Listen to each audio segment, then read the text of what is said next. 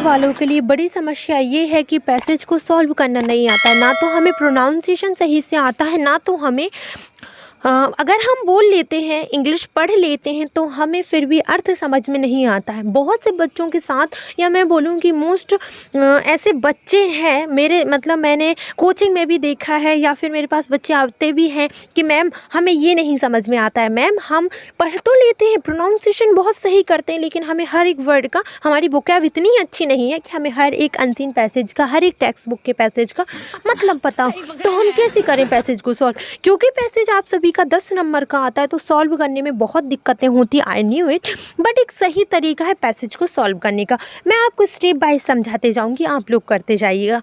देखिए, पहला स्टेप ये होता है, क्लास 8 वाले थोड़ा सा ध्यान दीजिएगा। जिन बच्चों को बिल्कुल हिंदी पढ़ना नहीं आता है, आई मीन टू से बिल्कुल इंग्लिश पढ़ना नहीं आता है, दूसरी चीज़ उनको प्रोनाउंसिएशन भी नहीं आती है, लेकिन उनको कैपिटल लेटर, स्मॉल लेटर, या मैं बोलूँ कि छोटे छोटे अल्फ़ाबेट तो समझ में आते होंगे ना। मेरे कहने का मतलब है A to Z तो समझ में आती होंगी ना। बस इतना आना चाहिए। बोलिए आता है या नहीं? बस इतना आता है तो आप जो है अनसीन पैसेज में 10 में से 10 नंबर ला सकते हैं। कैसे, मैं बताती हूँ, मेरी स्ट्रिप को तो फॉलो करिए बच्चों। देखिए, फर्स्ट स्टेप ये है, पहली स्टेप ये है कि सबसे पहले आपको लास्ट पैराग्राफ पढ़ना है। अब आप सोच रहे होंगे लास्ट पैराग्राफ क्या है मैडम जी? हाँ जी बताते हैं, रुक जाइए। देखिए, लास्ट पैराग्राफ का मतलब होता है यहाँ से लेकर यहाँ तक का, मतलब आपको नीचे का पैराग्राफ जो है पढ़ना है। पहली कंडीशन ये है, समझना बिल्कुल नहीं, थोड़ा थोड़ा कोशिश करना। जो बच्चे प्रोनाउंसिएशन कर लेते हैं वो थोड़ा ऐसे पढ़ना, हैनी ही सैड, मतलब जो है हैनी कोई है, इसने ही सैड, किसी ने तो कहा है। सैड मतलब सबको पता है कहना है। फाउंड योर एग, किसी को किसी का एग प्राप्त हुआ है। एग मतलब तो पता है अंडा, किसी को अंडा फाउंड हुआ है। नहीं पता फाउंड मतलब क्या होता है, समझ लीजिए फाउंड हुआ है। Something very special happened, special मतलब तो होता है कुछ अच्छी स्पेशल चीज़ होती है। हमारी मम्मी बोलती है आज हम स्पेशल बना रहे हैं खाने में, ऐसा होता है ना। हाँ, मान लीजिए कुछ अच्छी चीज़ होने वाली है। It broken and it is in a lot of little pieces, नहीं पता पीसेस मतलब क्या होता है, नहीं पता मतलब कि लिटिल मतलब क्या होता है। ये तो पता है कि ब्रोकन मतलब क्या होता है। हाँ, मैंने तो रील में देखा है, ब्रोकन जब दिल टूट जाता है उससे बोलते हैं। तो दिल तो है, दिल मतलब तो हार्ट होता है, ब्रोकन मतलब क्या होता है भाई? ब्रोकन मतलब होता है टूटना। इतना तो आपको रील में देखा होगा। और मैं ये तो बिल्कुल झूठ मत बोलिएगा कि हाँ मैम हम मोबाइल नहीं देखते, ठीक है? ये झूठ मत बोलिएगा आप लोग, या हम मोबाइल से सिर्फ स्टडी करते हैं, क्योंकि इतना अच्छा बच्चा मैंने तो देखा ही नहीं है आज तक। और अगर कोई है भी तो फिर कमेंट, मैं बहुत अप्रिसिएट करूँगी इस चीज़ को। What if you look closely, close मतलब तो क्लोजअप मंजन की ऐड आती है, उसमें वो बोलता है क्लोजअप का, इसका मतलब तो पास होना होता है। बिल्कुल सही।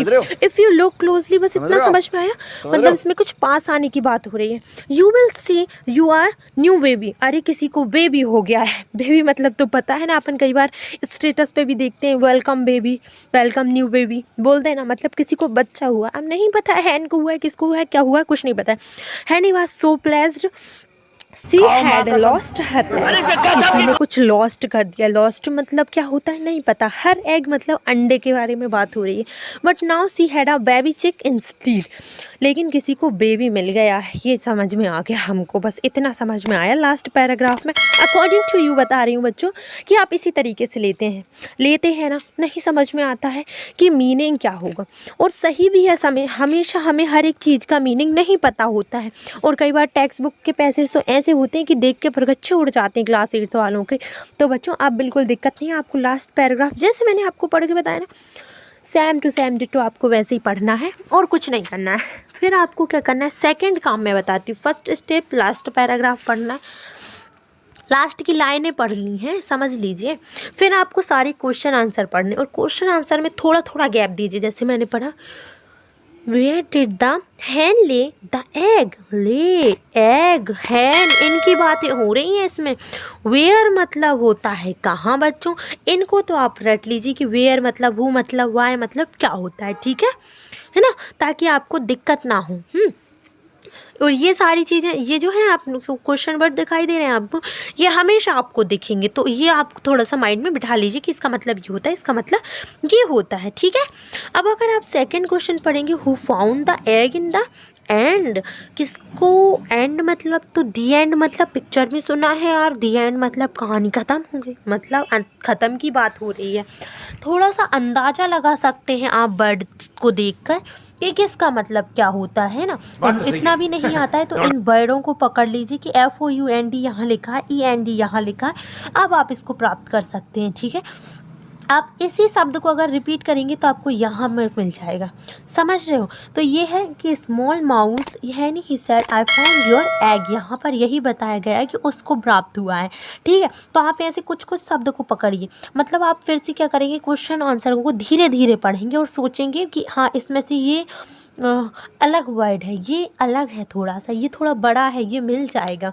ठीक है, और मैं आपको दावे के साथ बोलूँगी जब आप लास्ट पैराग्राफ पढ़ रहे होंगे ना, आपका एक क्वेश्चन वहीं पर सॉल्व हो जाएगा, समझ रहे हैं आप। अब आपको क्या करना है, तीसरी स्टेप है, आपको धीरे धीरे पूरा पैसेज रीड करना है। पूरे पैसेज को पढ़ लीजिए, पहली लाइन, दूसरी लाइन, तीसरी लाइन, सब कम से कम 5 मिनट ले लीजिए, क्योंकि 10 नंबर के क्वेश्चन है ये दोनों ही, मतलब 2 पैसेज आएंगे आप क्लास 8 वालों के लिए, तो बहुत ज़रूरी है उनके लिए। तो दोनों पढ़ लिए आपने, फिर इसके बाद आपको धीरे धीरे क्वेश्चन को देखना है। फर्स्ट क्वेश्चन जैसे आपने लिखा कि वेयर डिड द हैन ले द एग, फर्स्ट क्वेश्चन आपको मोस्टली है कि फर्स्ट लाइन में मिल जाएगा, हैन लेड एन एग। अब आपको थोड़ी बहुत मैन वर्ब तो पता होनी चाहिए, तो आपको समझ में आ जाएगा। अब आप कैसे समझेंगे कि ये क्वेश्चन यहाँ से लेकर यहाँ तक है।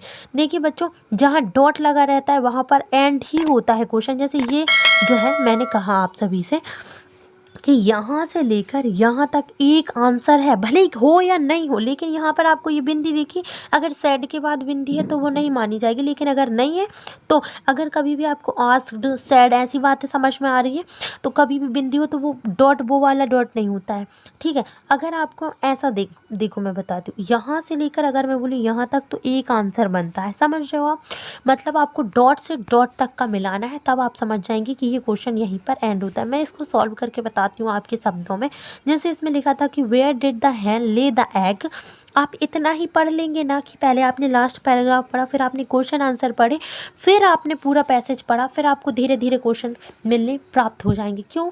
क्योंकि आपने जैसे ही क्वेश्चन आंसर पढ़े, आपने देखा यार इसमें ये इम्पोर्टेंट है, इसमें वो इम्पोर्टेंट है, वो सारी चीज़ें आपके माइंड में घूमेंगी। और जैसे जैसे आप आगे पढ़ेंगे कि वंस द रूप द फार्म हाउस हैनी द हैन सेड ले लेड एंड एग, लेड और ले एक सही होता है, ले और ले, और यहाँ पर ले और द एग डायरेक्ट दिया था साथ में, आपने थोड़ा सा क्वेश्चन पे ध्यान दिया, लेड एंड एग सिंपल समझ में आया।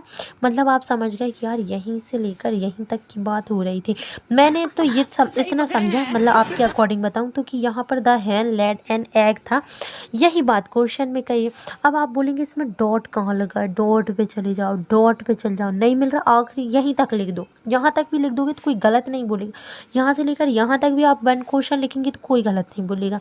ठीक है, और आपने यहीं ख़त्म क्यों किया? क्योंकि यहाँ पर डॉट लिखा है, वो पेंसिल की वजह से नहीं दिख रहा है आपको, यहाँ पर अगर आप ध्यान से देखेंगे तो यहाँ डॉट है। ठीक है, तो यही मैंने समझ लिया कि ये फर्स्ट क्वेश्चन का आंसर है, क्योंकि फर्स्ट क्वेश्चन में ये बात बोली थी। अब यहाँ पर सेकंड क्वेश्चन की बात करें कि who found the egg in the end. आपने सोचा अरे अरे अरे अरे, एंड की बात तो लास्ट में बोली गई थी, हमने जब पढ़ा था, और यहाँ पर फाउंड भी बोला गया है। तो चलो हम देखते हैं कि ऐसा क्या हुआ। देखिए, अगर आप ध्यान से लास्ट पैराग्राफ पढ़ेंगे तो in the ground the man from out of the hole एप्रिएट अ स्मॉल माउस, छोटा सा चूहा मिला था, उसी को ही said I found your egg. यहाँ पर फाउंड भी है, योर एग भी है, इसमें भी तो वही पूछा गया था। मतलब इस हु की जगह पे आपको लिखना है स्मॉल माउस, समझ गए आप, बस इतना करना है आपको। अगर थर्ड की बात करें कि who did the Hahn asked about her egg, कौन बार बार अपने एग के बारे में पूछ रहा था, तो आपको आंसर हैनी देना है। क्या देना है? हैनी देना है। ठीक है, अगर आप फोर्थ देखेंगे बच्चों कि वाई वाज द हैनी हैप्पी, हैनी हैप्पी क्यों था? हैनी कौन था? हैनी एक मतलब है, सॉरी मैं उसका नाम बोली, यहाँ पर हैनी लिखा है कि वो मुर्गी जो थी वो क्यों खुश था, क्योंकि आपको यहाँ पर बताना है वो हैप्पी क्यों था। तो यहाँ पर क्योंकि सी हैड अ बेबी चिक, उसको क्या मिल गया था एग की जगह पर, she had lost her egg but now she had a baby chick instead. ठीक है, फिफ्थ की बात करते हैं बच्चों कि what did the word tell the hen about the egg, उस वर्ड ने क्या टेल किया था अबाउट द एग, एग के बारे में। समझ गए आप इतना कि वर्ड को ढूंढना है। वर्ड आप पूरे पैसेज में ढूंढ लीजिए, आंसर मिल जाएगा आपको, कहीं भी मिले तो। देखिए यहाँ मिला क्या आपको, यहाँ पर सुनिए बात को, क्या आपको इस लाइन में एग वो वर्ड दिखा, क्या आपको इस लाइन में वर्ड दिखा, नहीं दिखा, क्या इस लाइन में वर्ड दिखा, नहीं दिखा, क्या इस लाइन में वर्ड दिखा, नहीं दिखा, क्या इस लाइन में वर्ड दिखा, नहीं दिखा। ठीक है, फिर इसके बाद क्या इस लाइन में वर्ड दिखा, हाँ मुझे तो मिल गया, यही तो लिखा था वर्ड। ठीक है, मतलब इसी लाइन में आंसर है, क्योंकि ये वर्ड सबसे अलग है। मतलब ये जो वर्ड है WORD, ये वर्ड आपको सिर्फ एक ही जगह देखने को मिलेगा, तो आपको आश्चर्यचकित होना नहीं पड़ेगा। Said a little word, it rolled the long drain paved and then into a hole. देखिए अब आपको आंसर नहीं मिल पा रहा है। अब सैड लिटिल वर्ड तो आंसर होगा नहीं, ऐसा कभी आंसर नहीं होता। तो यहाँ से आपको यहाँ तक ये डॉट है, नहीं समझ में आ रहा, थोड़े आगे बढ़ जाइए। आप सोच रहे हैं कि डॉट मिल जाए, अरे यहाँ तो मिल गया, मतलब यहीं तक इसका आंसर है। समझ में आई बात आपको किस तरीके से क्वेश्चन आंसर को ढूंढना है। सबसे पहले बच्चों क्या करिए कि लास्ट पैराग्राफ को पढ़िए। दूसरा काम ये करना है, क्योंकि फर्स्ट की 2-3 लाइनें तो अपन वैसे भी पढ़ लेते, नहीं मानते। फिर क्वेश्चन आंसर पढ़ने हैं आपको, सिर्फ क्वेश्चन को आराम से पढ़ना है। तीसरे में आपको पूरा पैसेज आराम से पढ़ना है, और चौथे में आपको धीरे धीरे क्वेश्चन आंसरों को सॉल्व करना है। इतने में आप आराम से 10 में से 9 नंबर तो ला देंगे, आप पक्का यकीन है। बस डॉट डॉट देखते जाना और गलती मत करना, थोड़ा बड़ा ही लिख देना, कम मत करके आना, ठीक है। So thank you so much for watching this video. I hope कि आपको ये वीडियो बहुत ज़्यादा पसंद आई होगी। पसंद आई होगी तो प्लीज़ अपने फ्रेंड्स को शेयर करना ना भूलें। Thank you.